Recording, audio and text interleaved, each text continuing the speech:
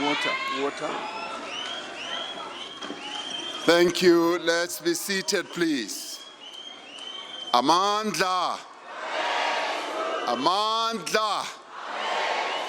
Matla. Matimba. Manda. Mase.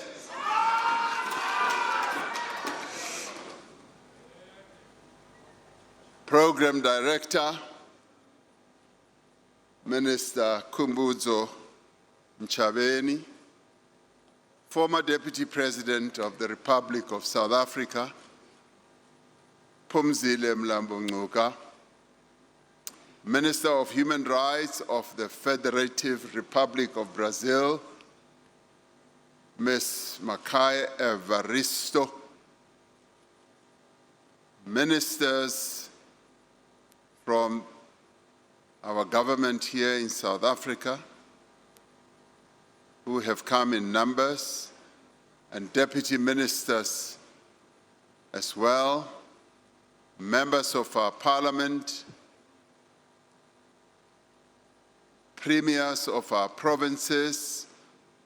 I've seen the premier of Gauteng where we are, and the premier of KwaZulu-Natal, councillors of our local government and mayors, and members of our provincial legislatures, delegates from the G20 member states who are here present, representatives of international organizations who are here present, co-conveners of the Social Summit and Sherpas of the G20, members of the diplomatic corps, heads of delegation, representatives of religious and Khoi and San religious leaders, delegates and guests and friends. Sanbonani, Dumelang, Abshin, Khuyemore, Molweni, Dimacheron, Lochani, Rishile. I greet you all in the name of the people of South Africa, but also greet you in South Africa's beautiful languages. One of these greetings, Sanibonani in the Zulu language, typifies precisely what we are about. It literally means we see each other. We are acknowledging the personhood, the value, and the dignity of the one that we are meeting. We are also affirming the cherished principle of Ubuntu. I am because we are. This is the spirit in which this G20 Social Summit is being held. And it speaks very loudly to the proverb that we have on the African continent, that if you want to go fast anywhere, go alone. But if you want to go far, go together. This is what we are doing. There are some who have dubbed what we are doing through the G20 Summit by holding a number of other G meetings, which I'll speak about in a little while, that we are having a G100, a G1000, and that is true. We are having a G-million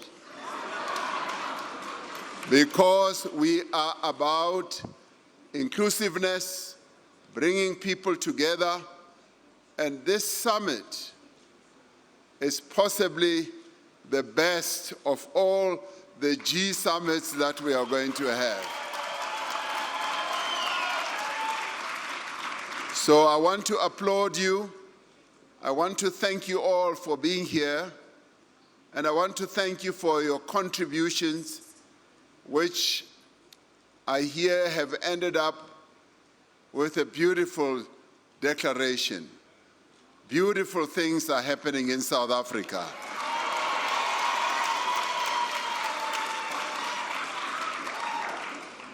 "70 years ago, in 1955, two seminal events took place that would be pivotal in defining human relations in our own country and across the world.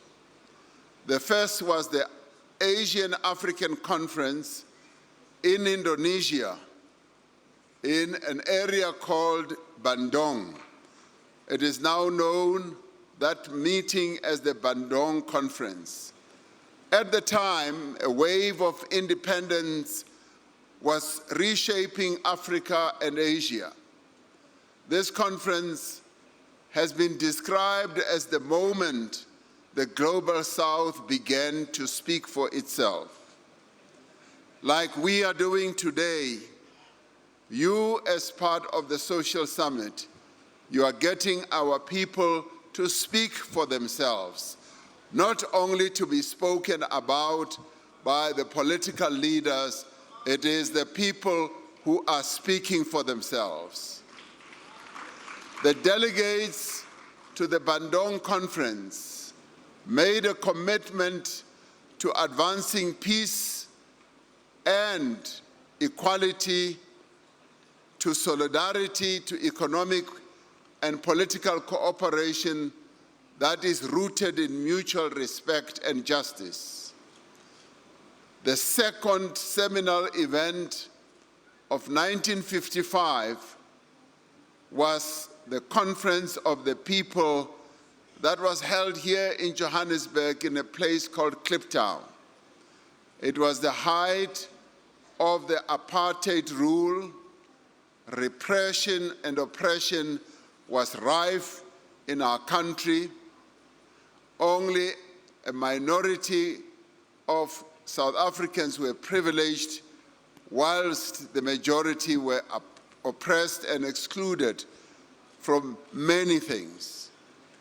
It was at the Congress of the People that South Africans of all races, all faiths and all creeds gathered to adopt the Freedom Charter, which would be the forerunner to South Africa's democratic constitution.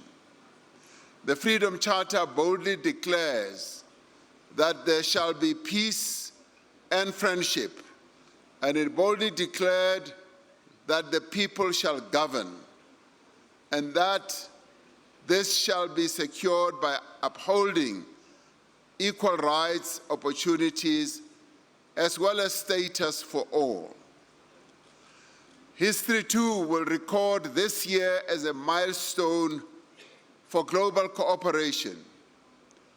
We affirm the historic nature not only of the first summit of the G20 to take place on African soil, but also of this social summit, a gathering of the peoples from across the world. You are making history. The initial history was made in Brazil when President Lula convened a social summit of the G20. But you are making history because this is the very first time that a social summit of the G20 is being held on African soil, and you can applaud yourself.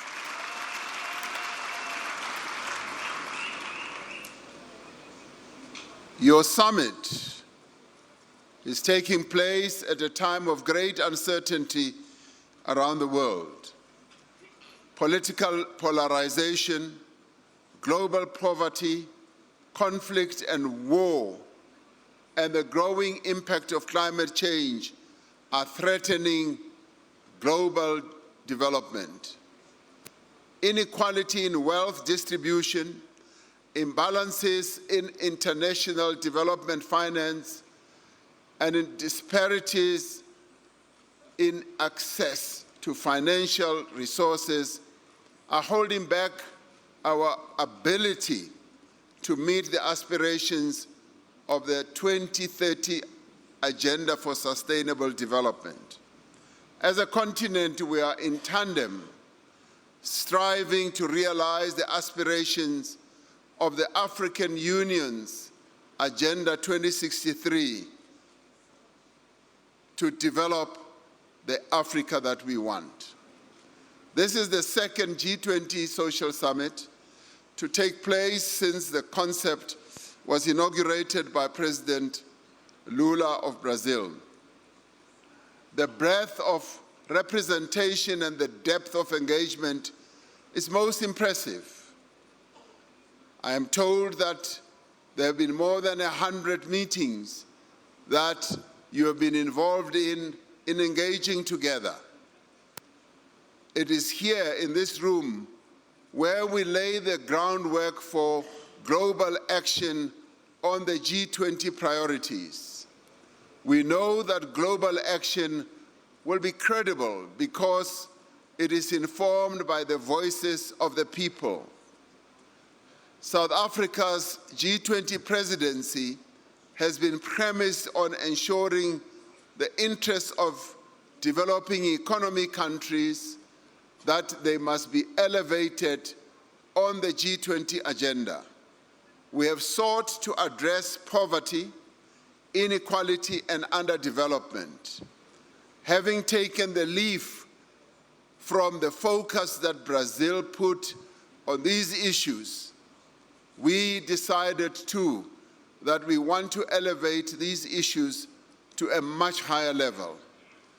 We have worked to strengthen and to reform the international financial architecture, to democratize the systems of global governance, and to promote the right of all nations to development, to equality and dignity, and leaving no one behind. We have used our G20 presidency to reiterate the call for the world's leading economies to invest in sustainable development and in the conservation of the planet for future generations. We wish to congratulate Brazil for having hosted COP30, which is still going on, but also congratulate President Lula for having insisted that the rainforests, the tropical forests, must be protected. But for the decisions taken at the upcoming G20 Leader Summit to stand tall, to grow, to have credibility and legitimacy, they have to be nourished by strong roots.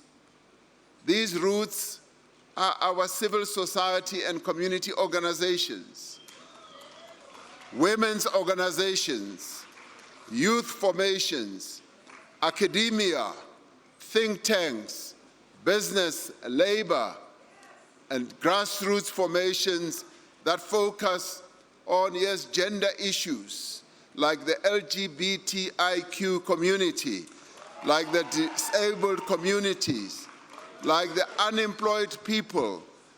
They must therefore be rooted amongst those communities. We are fortunate to have secured the full and meaningful participation of all the formations in this summit, including, and by no means am I going to count them all, including the Women 20, the Youth 20, the Business 20, the Civil 20, the Labor 20, the Parliament 20, the Media 20, the Disability 20. Now you will have to tell me which one is left, because there are so many.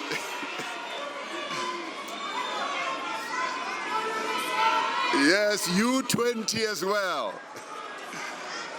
So there has been a broad and far-reaching consultation over the last year. Now all these 20s have come together, and this is what strengthens your summit, because we should not only focus on the Leaders' Summit, which will be starting day after tomorrow. We should be focusing on the people. And let me say that, when the Leaders' Summit meets, they meet like in a boardroom. Now, your setting here is much more beautiful. So you are better than the Leaders' Summit that I am going to be chairing. So you can congratulate yourselves. There have been dialogues on issues as diverse as digital inclusion, equitable transformation, and climate justice. There have been discussions on just and sustainable finance, on media freedom, on strengthening democracy, and the achievement of the Sustainable Development Goals. Delegates to this summit have recognized the need to build resilience and inclusive value chains to protect vulnerable countries from increased volatility, particularly in global trade. The Social Summit has reaffirmed the importance of an inclusive transition to a low-carbon, climate-resilience economy that is guided by those most affected. Delegates are calling on the G20 Leaders Summit to demonstrate leadership in scaling up global water investment for the benefit of all. The G20 Social Summit has sought to ensure that global leadership protects society's most vulnerable. Today is World Children's Day, when we commemorate the adoption of the Convention of the Rights of the Child. This was the first global UN convention ratified by the newly democratic South Africa. This social summit has called for more resources to be devoted to eliminating child poverty and hunger, and to ensure that children are protected. Our own government, having realized that in some parts of our own country there are challenges about child hunger, is going to be doing something quite significant to address the issue of hunger and poverty amongst vulnerable societies. We are going to be focusing on that. Progressive deliberations at this summit have culminated in the calls for greater political commitment to advancing young people's access to opportunities. It has called for the health and well-being of women and children to be prioritized, and for greater representation of women in all facets of society. Gone should be the days when women are relegated to the back of everything that happens in society. We should actually be saying, this is the century of women. Women must take their rightful place in playing a key role in the affairs of the world. As South Africa, we have lent our support to the Global Leaders Network for Women's, Children's, and Adolescents' Health. As the Global Leaders Network, we are deeply concerned by the effects of the withdrawal of overseas development assistance on initiatives supporting health services, delivery, and health systems in many parts of the world. We are committed to work together to mobilize global health financing so that the most vulnerable are not further deprived of their rights to care. It was the great African revolutionary Thomas Sankara who said that there is no true social revolution without the liberation of women. And he said, he continued to say, may my eyes never see and may my feet never take me to a society where half the people are held in silence. We cannot build societies rooted in equality unless those societies uphold the rights of women and girls. Sustainable societies are those that recognize, that value, and also compensate the labor and economic contribution of women. No society can thrive for as long as gender-based violence and femicide continues to be the agency of women that is denied. The violence perpetrated by men against women in many countries around the world erodes the social fabric of nations. It imposes a heavy burden that constrains development and weakens inclusive growth. Men and boys are critical partners in transforming harmful norms and advancing gender justice. They must be actively involved in challenging inherited attitudes, power imbalances, and social structures that normalize violence and silence survivors. Here in South Africa, we do have a challenge of gender-based violence, and the women of our country are crying out that they need much more focus on the issue of gender-based violence. They need protection, they need support, and they need assistance, largely from their government, as well as from the men of South Africa. And it is for this reason that we've said, we, in recognizing the plight of our women, we're now going to classify gender-based violence and femicide as a crisis that needs to be addressed. We have agreed among all social partners that we need to take extraordinary and concerted action using every means at our disposal to end this crisis. The collective perspectives that have been expressed at this summit on all the issues and more will enable governments and decision makers to better understand people's practical lived experiences.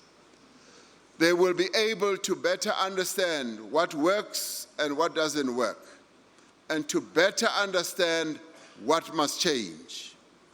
Collectively, the members of the G20 represent 85% of global GDP, 75% of global trade, and 2/3 of the global population. For the G20 to fully live up to its mission of promoting international financial stability and deepening economic cooperation, there should be no unwritten rules about those who feast and those who must be settled for scraps. It cannot be that a country's geographical location or income level or army determines who has a voice and who is spoken down to. And it basically means that there should be no bullying of one nation by another nation. We are all equal.